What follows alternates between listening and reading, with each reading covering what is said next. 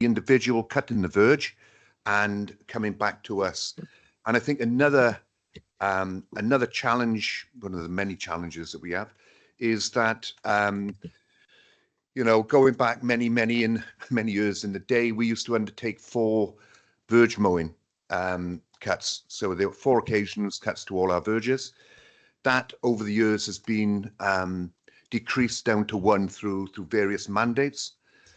And obviously with the detritus, sorry, not the detritus, but the litter that's in the long grass now, there is a lot more of it. So whereas when we used to undertake the 4, 3, 2 cuts, we could identify it, much more readily. But now, because it's only the 1 cut, there is a lot more litter evident. Okay. But it's just working with local members like yourself. Okay. Another question I had was with regard. Sorry, go on. Your favourite officer, Carl, would like to speak. Thank you, Councillor Durrant. Yeah, I think. I hope I haven't made you blush, Carl. I am blushing now. It's very warm in the room. Yeah, it's one of the benefits of having these tidy town teams in is that we will have teams that are not scheduled to do work, so we will keep them busy and we will find work for them. We'll have a program of works, but actually having some extra people around us when we want to jump on a road closure on the A40, if we've been aware of it from Sutra, or whether we want to jump on the back of when we've got teams out doing verge mowing and cutting external teams, we'll have that bit more capacity. I think that's one of the benefits we see with this tidy towns is having that capacity to jump on things that we don't currently have. Okay, thank you. About a year ago, I actually tweeted Cabinet Member Catra Maybe. I was in the Isle of Wight. It would actually be a year ago this weekend because it's my birthday and that's what I was there for. And one of the things they had on their litter bins was a plastic screen, and they'd obviously attach those retrospectively because being a coastal place, obviously the wind litter comes out. Now, I get a real big problem with litter bins allowing waste back out, and I was just wondering, is there anything we could do similar to that to try and prevent waste coming out of those litter bins? Specifically around the shop import skewer, anything towards the seafront.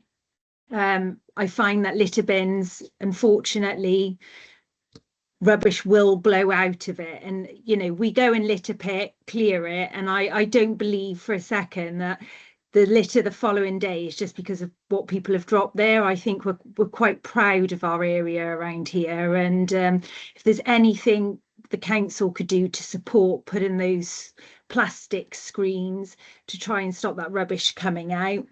And I just want to make reference. I know Councillor Strong's husband, Councillor Strong, went and did a litter pick in Caldicot Town Centre. Obviously, I'm, quite local to Caldicot, and the litter there on the weekends is really bad after a Friday or Saturday night. But I suppose we do need a bit of a community effort, and well done to Councillor Brown for his efforts not so long ago. Councillor Strong, I think.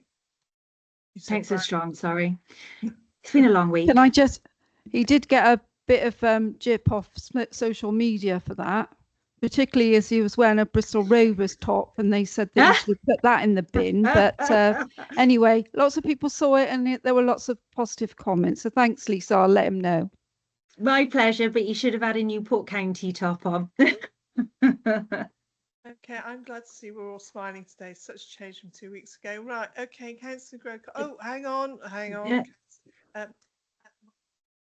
Mark would like to speak to you. Sorry. Lisa, thank you very much for those comments, and if I can just come back to you about the issue around the bin design. Yeah. It's something that we've been looking at on and off over the years.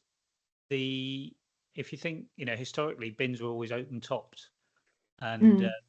and then of course they became covered tops with 4 apertures to make them very easy to use, so you can put litter in them from any direction.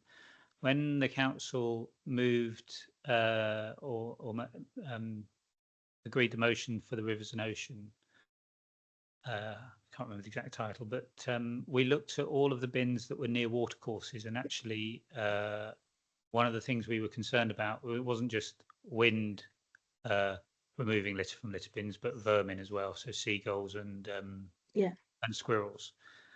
And we investigate different approaches. Typically, bins with a single aperture are much more secure in terms of keeping litter in from both wind and vermin. Unfortunately, they're perhaps a little less accessible and a little bit less obvious necessarily to members of the public that the bins are there. We did try litter bins with 2 apertures to make them some sort of compromise.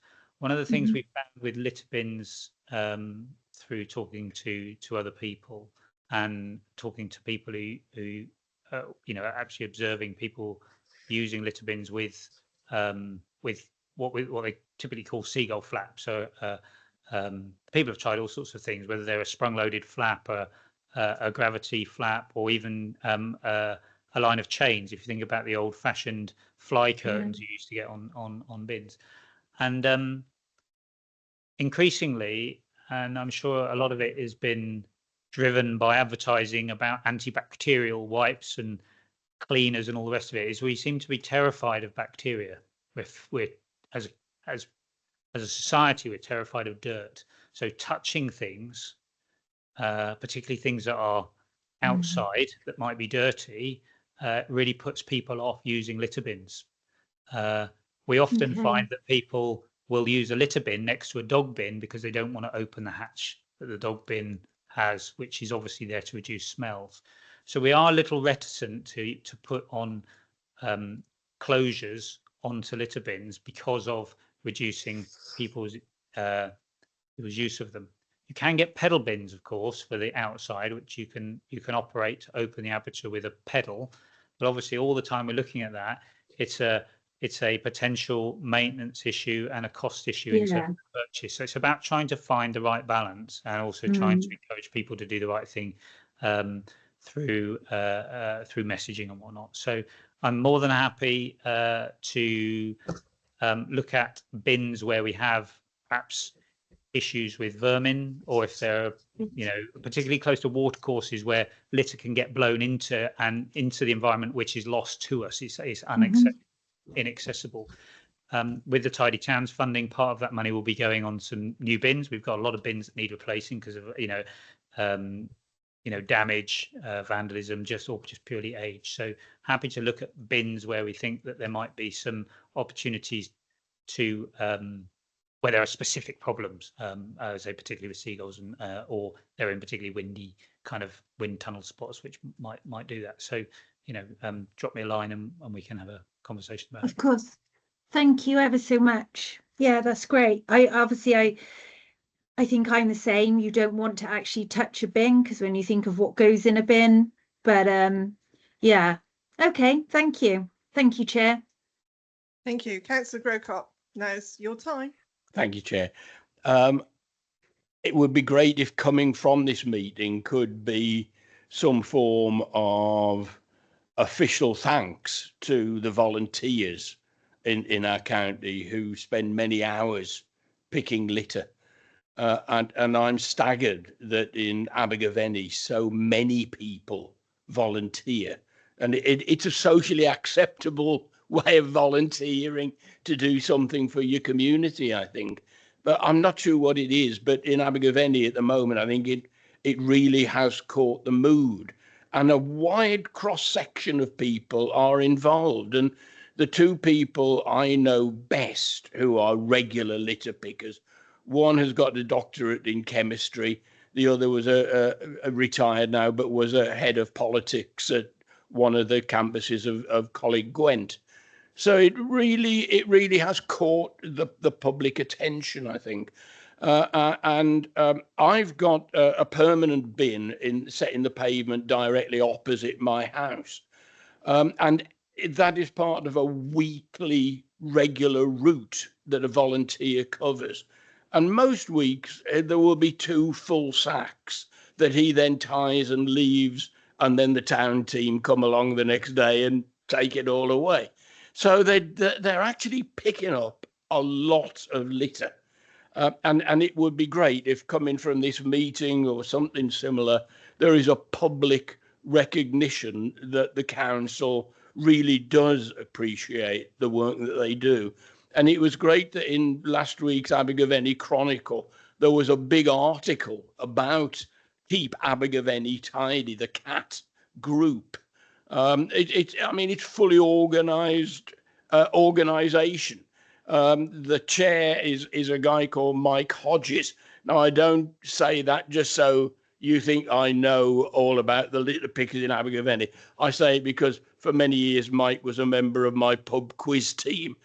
But I mean, I don't know what it is that makes litter picking socially acceptable, but it is. It's the most common form of volunteering in town, and I think Abergavenny, as a result, is tremendous. I live just along the road from King Henry VIII, and that's no doubt why. I should say King Henry VIII School. King Henry VIII is long gone, thank goodness. But we get hundreds of children walking past my house twice a day, and not all of them put their stuff in the bin. But the street is clean, and that's a very great recognition of the work that these volunteers do. So let's try and get a message out from here that as councillors and officers, we really do appreciate and value the work that many volunteers are doing for us.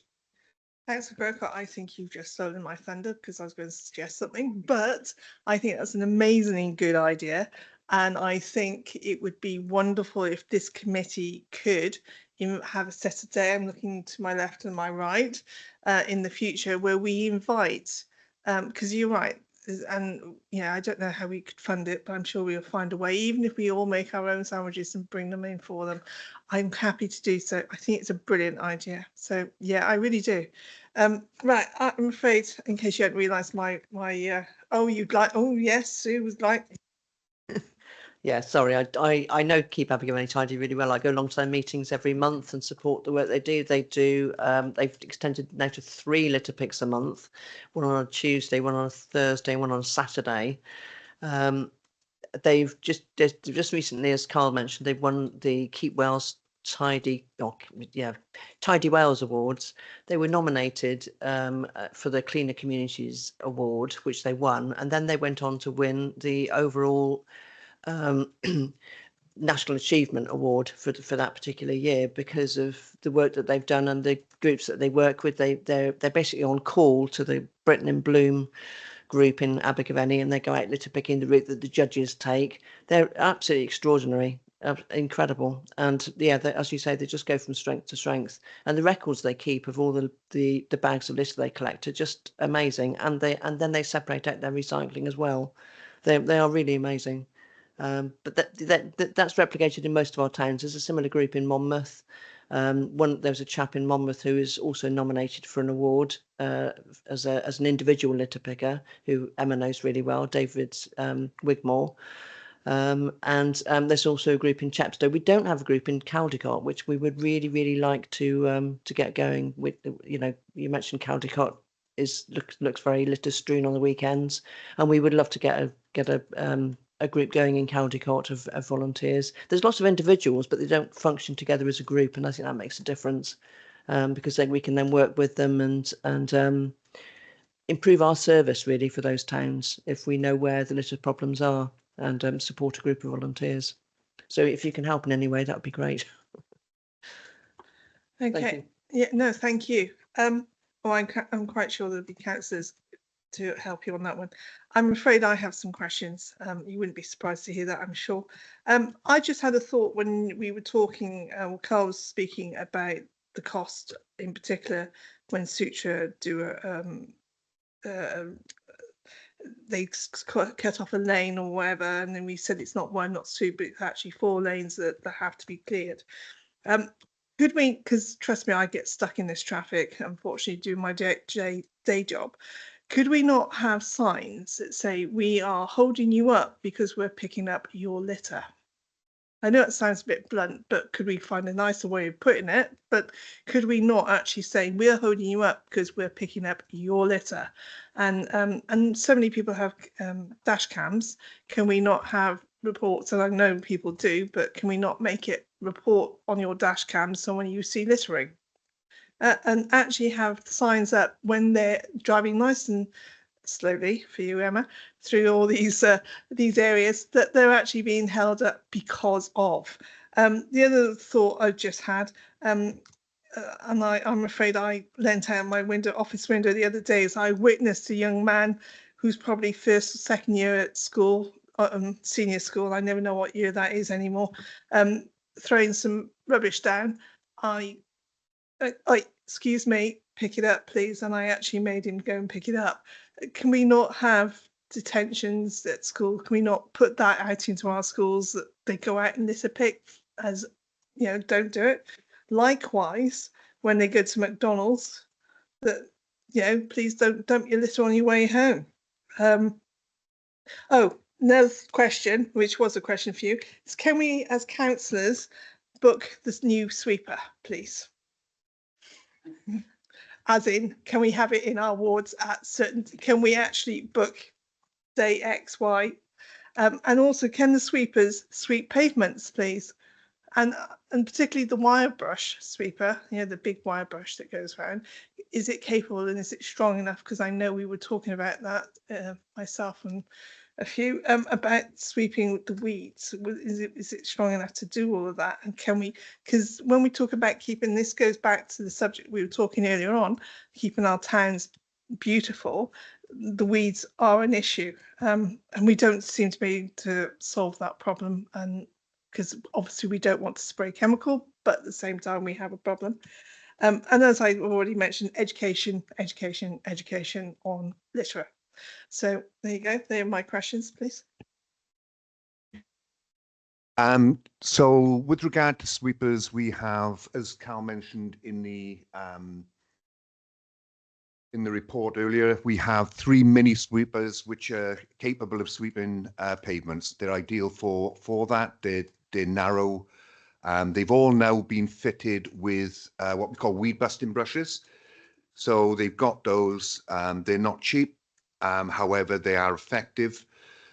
We've got the large sweeper that Carl mentioned, which does predominantly the A's and B's within townships and some of the you know, the main roads through Bulwark or through Monmouth. Very effective for the weeds. It's a little bit of it's a challenge for us in that it's swapping brushes. They will pick up litter, although be it we don't like to use the wire brushes on a full-time basis. So it is a learning curve for us. Certainly from my perspective, it's the biggest challenge that I've ever encountered with regard to an operational activity. I'm blessed. We are blessed in that we have an amazing team. They all contribute ideas. It's work in process, Councillor. We have that additional small sweeper now, middle of the road sweeper, which is 11 tons, which is based down the south of the county. The issue that we did have previously was that in the south of the county, we only had 1 mini sweeper, which covered Tintern, St Albans, Chepstow, Portskewett, right to Caldecott, right the way down through to Mega, Devorden, Undy, Itton. So it is a massive challenge, and the sweepers effectively were taken off because of previous mandates. And now what we're trying to do is get them, you know, reinstated. In an ideal world, if funding was there, Cal mentioned the one team going forward, the community benefit team or the community team, which we've been talking about for many, many years, whereby it could afford communities, local community councils to buy into. So some community councils at the present pay for an enhanced service. So I won't mention them, but we have a number now that pay for enhanced services. That's inclusive of sweeping. The villages are a challenge to us. We used to have one mini sweeper that covered just villages. We don't have that anymore. That was removed through previous mandate. However, what we do have now, we've got that big sweeper which travels throughout the county. It spends a week in each area. And when it travels, say from Abergavenny down through to Caldecott, it will take out villages on the way. So we are in a better place for that. Ideally, going forward, it would be fantastic if we could have, another sweeper to service our rural communities on a more regular basis. We are in a better place than where we were, much better place than where we were, thanks to the funding that Cal has brought up. So at the minute, councillor, yeah, we have sweepers. So it's just making us aware of where you want it, and then we can then try and schedule a sweeper for that, whether it be a compact sweeper or whether it be a large sweeper. Going back to your question about the trunk roads, bit of an issue with regard to signage, because obviously, yes, as an authority, we are responsible for litter collecting on trunk roads. Massive challenges. We have been prevented many times in the past from going into road closures.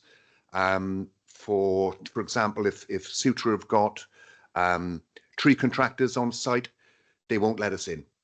However, we are fortunate in that MCC do the verge cut. MCC Highways undertake verge cut in for Sutra. So they do 2 visibilities and one full cut. They do litter pick. And then if they have got a unscheduled road closure, if they want to do reactive work to barriers or drains, then they will let us know and we will get in. Our teams, EPA teams, can litter pick laybys. So we litter pick laybys right the way up through and across on a fortnightly basis. That is working. With regard to the litter and the signage, yes, we are responsible as an authority for the litter picking. However, we need authority, or Sutra would have to put the signage up, or we would need authority from that. Okay, thank you. I'm sure we could ask that, can't we, Carl? Because everybody has the same problem. During COVID, they did put signage up for us around, or as we came out of COVID, they did put signage up around, please don't litter. So I'm sure it's something they can do on them boards. I quite like the idea of being that blunt, saying you're going slow because we're picking up your litter. I'm not sure Sutra would agree, but yeah, I think sometimes we need to be a little bit more blunt and a little bit more direct with people. So yes, I certainly speak with Sutra about that. I'll certainly make the effort of speaking to new drivers about it, because actually I'm well aware it's like a rite of passage that they go off, get a McDonald's with their mates, and then, yeah, well, we see the evidence, don't we? Yeah, okay. So thank you ever so much. I think we've actually got to the end. So thank you ever so much. Thank you very much to you four for coming forward. Thank you to your teams. It's been an enlightening and actually quite enjoyable, as in we were quite chilled. So well done, everybody. And we had, yes, we actually had some fun this afternoon. It's a first for everything, isn't it? Okay, unless there's anybody else would like to say anything, I think have I covered all the bits? Yeah. Turn your mic on if you would, please. Can I just say thank you very much as well? It's really nice to have really good relationships with members and be able to work through the challenges that we have and have your support. So thank you very much, and thank you for the appreciation you have for our team. Yeah, likewise. Yeah. Okay, so just to let you know, the next meeting is the 6th of November. There you go, not far. All right. Good evening, everybody. Thank you ever so much. Bye-bye. Thank you, Chair. Take care Thank all. you. Bye. Thank you.